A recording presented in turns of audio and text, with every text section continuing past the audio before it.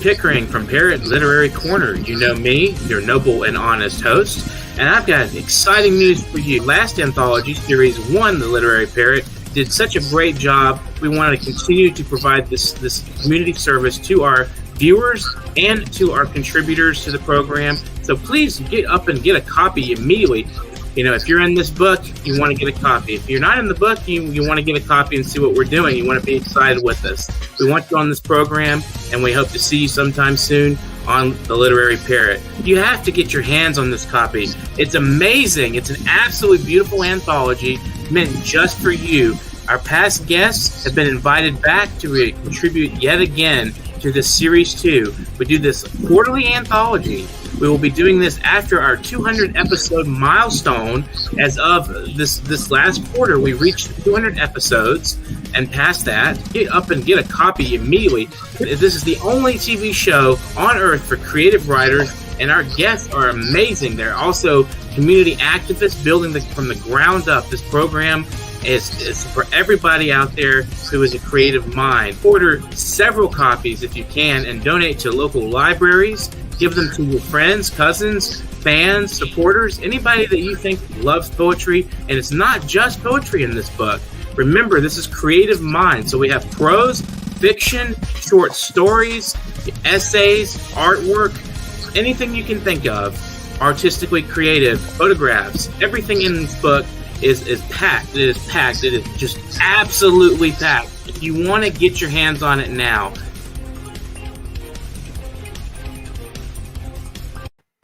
Hi, welcome to World Anchors Network. I'm Dustin Pickering, your noble and honest host, as previously mentioned in the commercial.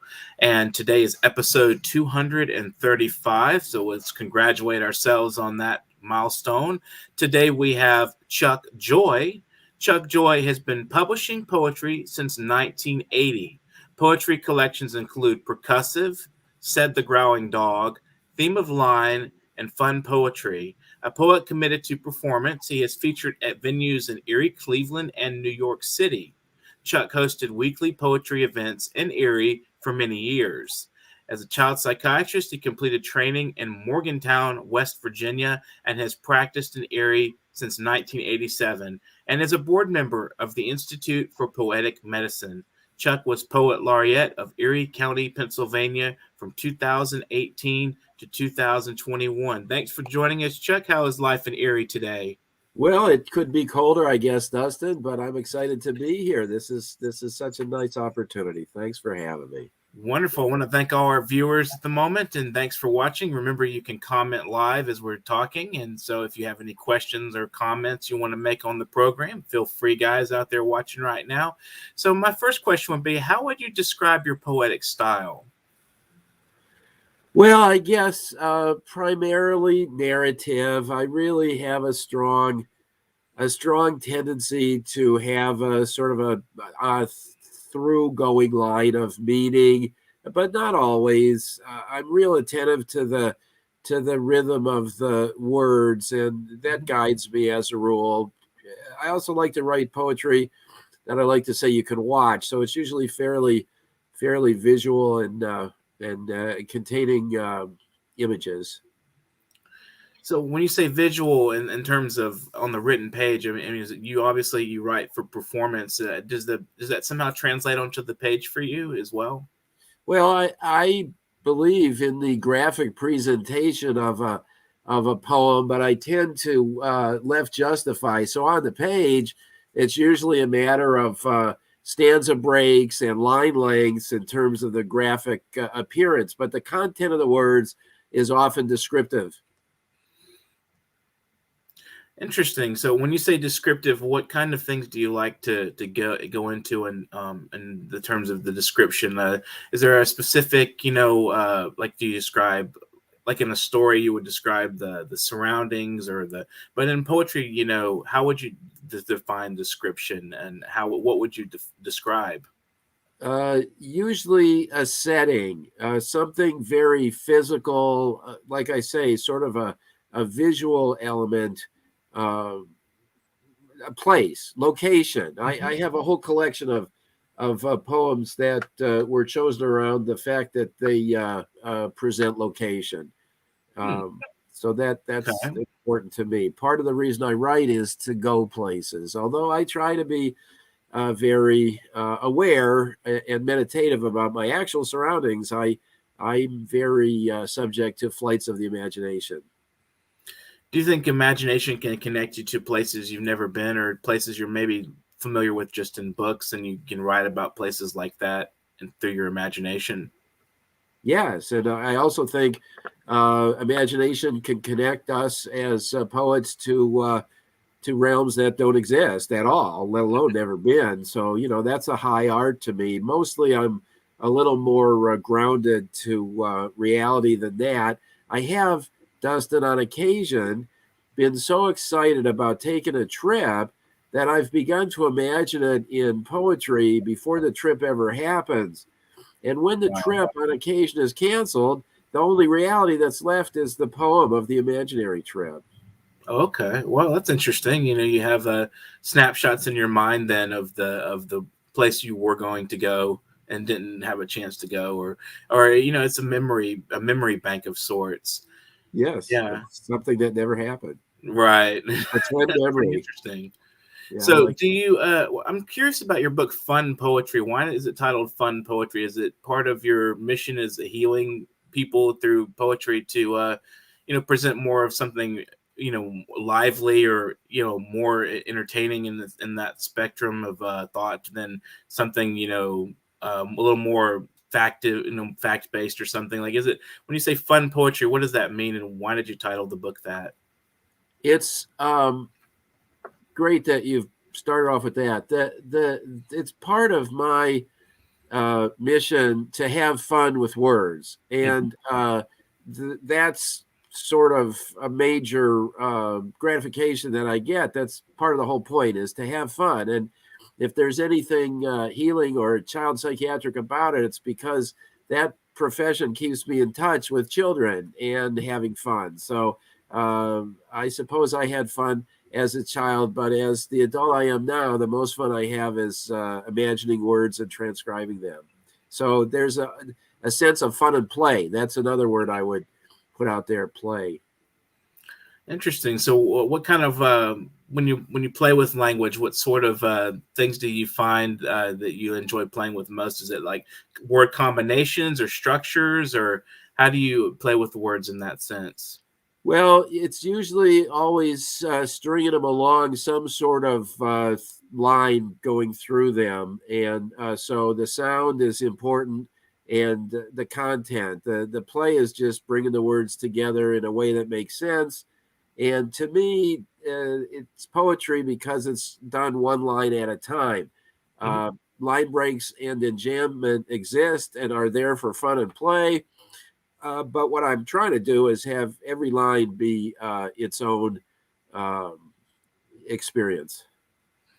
Interesting. And so, do you find that your experience with child psychiatry is sort of giving you any kind of insight into writing at all, or does it influence you in your writing skills or your approach to writing, your aesthetics?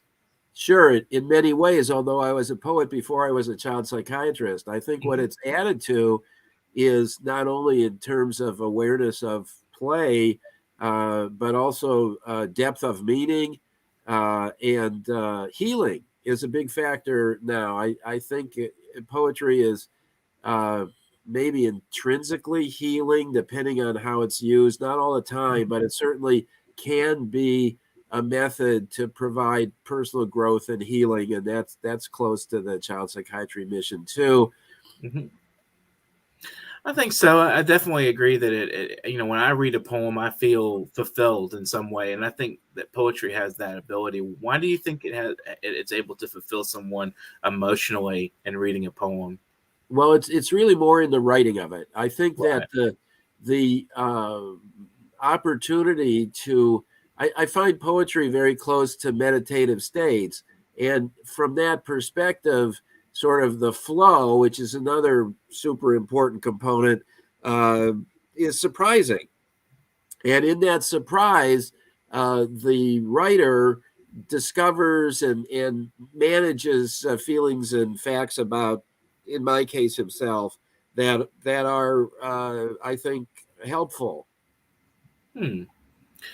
So do you find in your Yeah. poetry career, looking back on it, do you go through stages where you like here in this particular moment, like how Picasso had a blue period and a red period or whatever, do you have stages in your career as you're publishing? You find that maybe your style drifts a different way on the next book, or so how would you describe how you started off and then how you've moved in direction since then?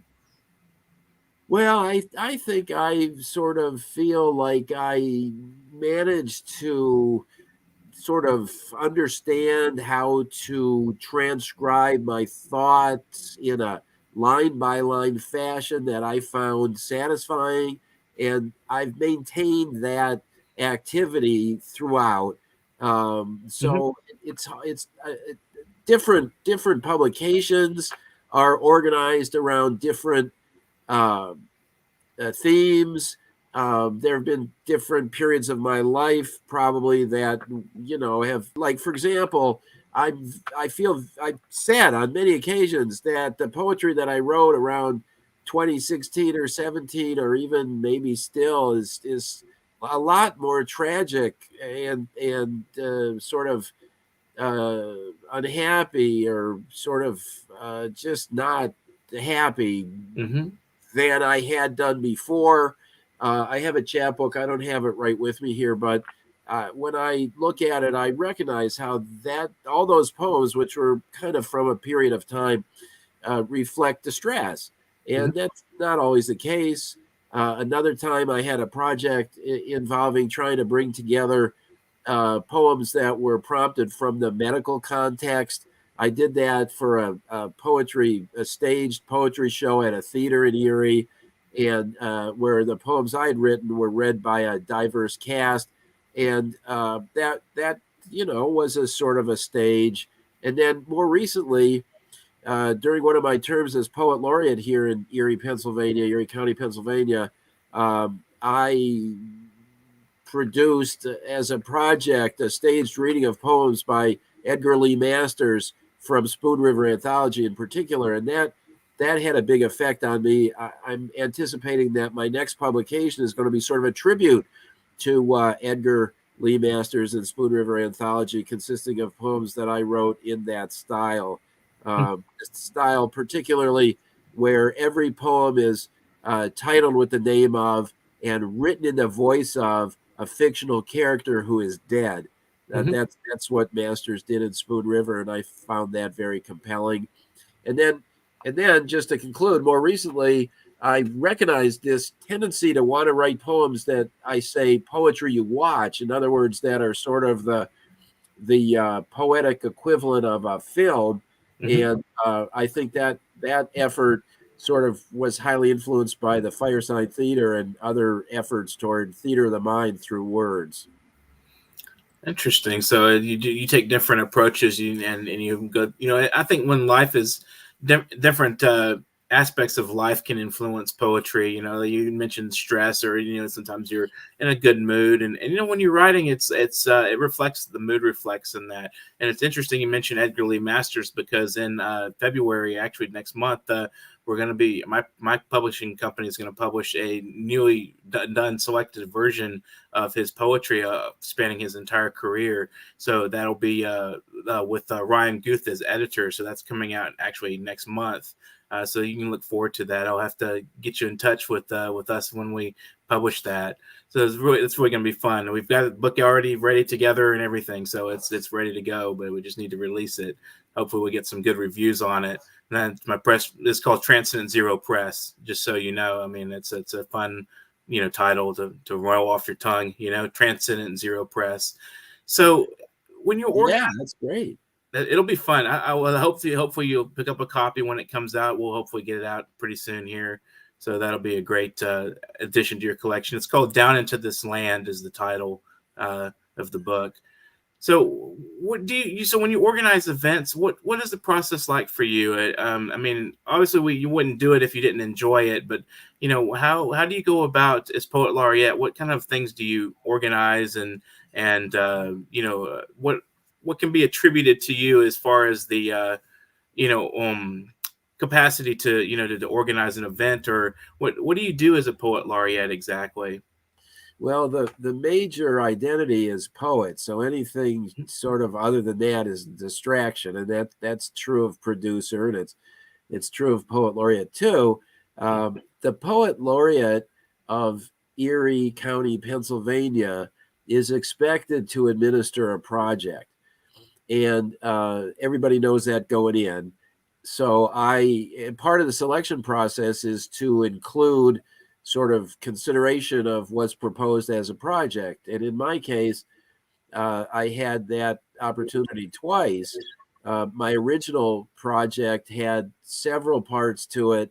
And from that experience, my next project had basically one part to it. So the original project had a lot of stage poetry. There was a gala evening of poetry on the great community theater stage called the Erie Playhouse. We had local poets and all the poets laureate in the history of Erie County, as well as a guest, an out-of-town guest. That was very exciting. But other parts of the project included things like a poetry therapy conference where, the therapeutic power of poetry was the central feature.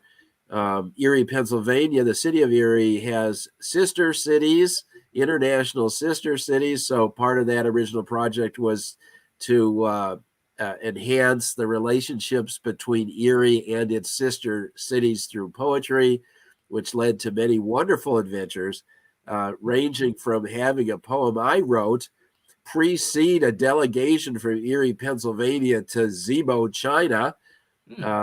I picture it as on a high staff with sort of ribbons around it. I'm not sure it was done quite like that, but anyway, it's over there somewhere. The delegation took my poem and matched it to an artwork and prepared it as a poster. Very exciting. To turning out to have the poet laureate of Cincinnati, Ohio, come to Erie to appear as a featured poet at one of our weekly events. Because he was originally from a city in Mexico, which is one of Erie's sister cities, and other projects occurred in that way. The second term, where I had learned to be a little bit more focused, was largely about Spoon River Anthology. I partnered with our Erie County Public Library, then under the direction of Mr. Blaine Desi, and my energy was to do the staged reading. It's not an original idea. There was one done at Edinburgh University, not far from Erie, during my adulthood. However, this just spoke to me so strongly, and it was an opportunity. So the thrill there was to gather a diverse cast and choose the poems and go through the process of casting and sharing that with the audience, hosting it and participating in it. But Mr. Desi, Blaine, also brought in the intellectual side. So prior to us doing the stage show, of which there's a terrific video that exists, we had a seminar regarding Spoon River Anthology and the poetry of 100 years ago that involved experts from several of the colleges and universities that are in the Erie, Pennsylvania area. Erie is kind of a center of higher education, and professors from Edinburgh, Mercyhurst University, and Gannon University all participated in a learned consideration of Spoon River Anthology, the poetry of 100 years ago, on stage at the library stage. So all of that was just that was fun poetry. Interesting. Yeah, fun poetry, right? Maybe we'll hear some of that a little bit later on the program. So, do you find that people are more interested in poetry on the higher the education level, or do you find that maybe it's a pretty wide spectrum of people that are interested in reading and writing poetry? Wide spectrum. I've been involved in community poetry events for decades. And it's remarkable to me the wide spectrum of people who are drawn to appearing at open mics and sharing from the stage. And it's impressive to me. And people of a wide range of socioeconomic and other identity factors, as well as sometimes mental health and illness. It's really a broad, just to go back to something we talked about earlier in terms of fun poetry, I think it's true of myself and many others. We're drawn to poetry in suffering and in tragedy and having the blues. I think I'm unusual in just, maybe it's because this contact with the act of play, but a lot of my poetry is kind of happy for a poet, because it seems like lots of it is disturbed or enraged or hurt. So there's some thoughts. Yeah, I think I write, when I write a lot of poetry, it tends to be intoned with mourning, a sense of loss and people grieving and things like that. I went through a lot of grief experiences, and I think that intoned my poetry very young. But it's interesting that you say that poetry does come out as a thing of from pain a lot of times, and people go to it when they're in travail or they're having troubled times. They find some sort of hope or some sort of anchor in the poetry. We're going to take a brief break, and we'll be back with Chuck's poetry. Stay tuned. World Inkers Network. They often wonder aloud, can't we go back to the good old days, when protesters were like Martin Luther King Jr., peaceful? Oh, say, can you see by the dawn's early light? We answer, have you forgotten he was murdered as well?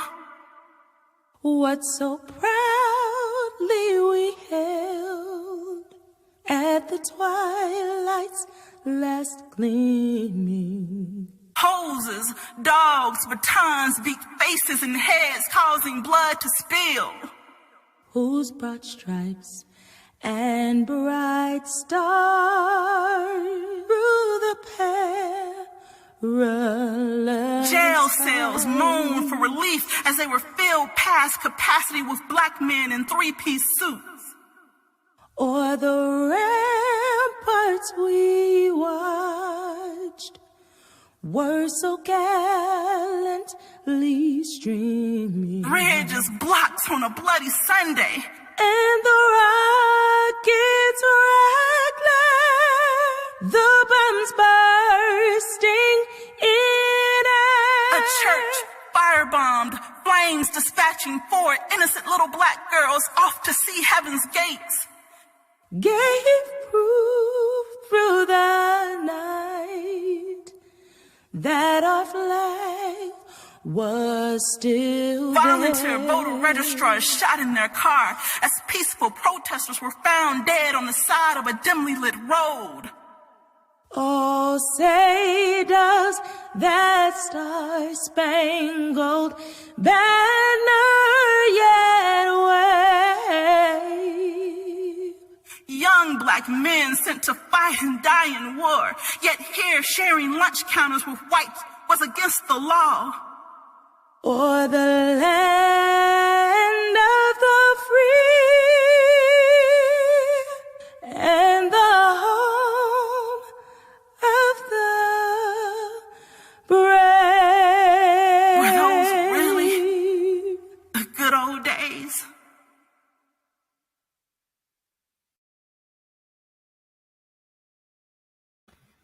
Welcome back to World Inkers Network. That was Dion Hunter. Wonderful, emotive performance. So Chuck here with Chuck Joy. We have him available for some poetry. Would you like to read us a couple of words from your works? I would love to. Thank you. And based on our conversation so far, I think I had already mentioned a couple of things that could lead to a couple of poems to share. Okay. Here's one. This is a 2-part poem. It's called Left Justify Me, Baby. 1. My whole life becomes the poem, an openness for words to arrange in rows. I think it's the closeness of death, the embrace we share, lovers, keeps my ears open to that music. filling like a thin bag with the unspeakable, seeks its own level, through gesture and symbol comes to the table. Is it true we write and write and write until we get there where we're going and say it, and then we're done? I doubt it. I think that was the first poem. Although it's possible, I guess, if speech be replaced by silence or text, nothing but characters grouped in words, then lines. 2. When I was young, the lines were free to roam about the page like sheep, a herd, settling for sleep. Or fish, their dark shapes backlit from a distant sun. The line placement very heavily influenced by pale paper-bound books, their lines spaced all over the place. Books written by poets in tight sweaters at typewriters. Grace something, 36. Imagine her grocery lists. God bless Grace. I have had my fun. I have become preoccupied with line, delivering line after line. Left justify me, baby. How would you define the speaker in that? Is that the poem speaking, or is that the poet writing is speaking? I'm going to just say off the top of my head, since the very first word is a personal pronoun, is probably the poet speaking, yes, and maybe even this particular one. Now, Dustin, I had a mishap with my glasses. It happened on New Year's Eve, but it's not like that. Nonetheless, they're gone. The glasses is gone. Wow. So while I'm waiting to get those replaced, I have these sort of helpful enough reading glasses that I'm putting on because they're helpful for reading. Right.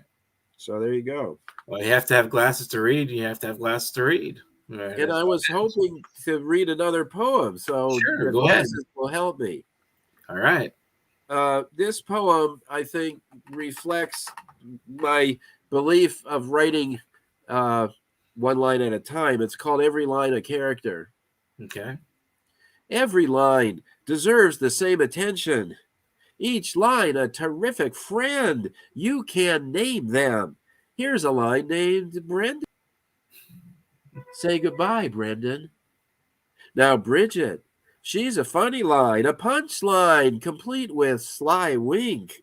No stunning images for her, no dreamy verbal flights, just a chuckle. That's a lot. Jimmy imagines the Great Plains, as do his 5 or 6 neighbors. They're like a gang. They're like Mad Earl James. Dylan establishes a big... That's it. He just stops. Call this line Simon, with its thump, thump, bang, and a larger theme like a talking drum, come all the way from Africa. Our job is to read each line with its personality, every line a character in the spotlight, center stage, then gone. Thank you. Quite funny, and I thought that was interesting naming the lines. And yeah, that was pretty interesting. You gave it kind of a character, as you said, to each line. Would you like to read another one? I would. Another area of poetry that I contribute to is Italian American poetry. Okay. And this collection of fun poetry has a section called Fun Italian American Poems. And one that I'd like them all. Here's one that I'd like to read called Driving Backwards. This neighborhood is not the same. That used to be a little restaurant on that corner. I think it was Guido's Blue Moon. I remember the minestrone. And that was a Catholic school. After it closed, they said they maybe could develop. What was it? Arson? Maybe we need more of that. And that used to be a park. I used to play there with my cousins. Big cypress trees and lanterns in the dark, flowers and flagstone paths and picnic tables where the grown-ups sat, and some of them smoked and drank beer that doesn't exist anymore. I can still hear them and see their long legs. A lot of them are dead, or they live in Colorado. And those three old storefronts, there was a bakery, there was a barber shop, and that one was a newsstand where a terrible mountain of a man sold candy and cigarettes and magazines and numbers. And in the winter, you could hear the crunch of boots against the snow, and people rang handbells, ding, ding, and Christmas trees were sold. And in the summer, there were nothing but convertibles parked here, and guys would drive them backwards down the street. Oh, baby. This neighborhood is dying like a person. Last one left goes to the nursing home. Thank you. Interesting. I find it, the kind of interesting that you called it with driving backwards, and then it seems like it's a looking back on all these things that have been present in the community in the poem, and then you go further on, and it becomes present tense as it goes to the end. There, it's quite interesting a way of kind of gives you almost an illusion of driving backwards, like literally in time. So. Well, that's wonderful, and I'd like to claim that was all engineered, but in fact, I think it's more the sort of quality that's inherent in any material. So, the idea of driving backwards through an Italian neighborhood is something that I've experienced. I've seen it on film, and it stays with me. So it's using that as an organization to the creation of poetry, transcribing that sort of verbal product near meditation, then just sort of provides its own momentum in a way, and the metaphor kind of extends as far as it can go. I really enjoyed your take on that, Dustin. That was great. Yeah, it's an interesting poem. I enjoyed it, and I liked your performance quite a bit. It brings to life the qualities of the poem. There's a little bit of humor and a little bit of dark, at the end there, especially. Somewhat funny how sometimes you can actually laugh at some of the dark moments in life.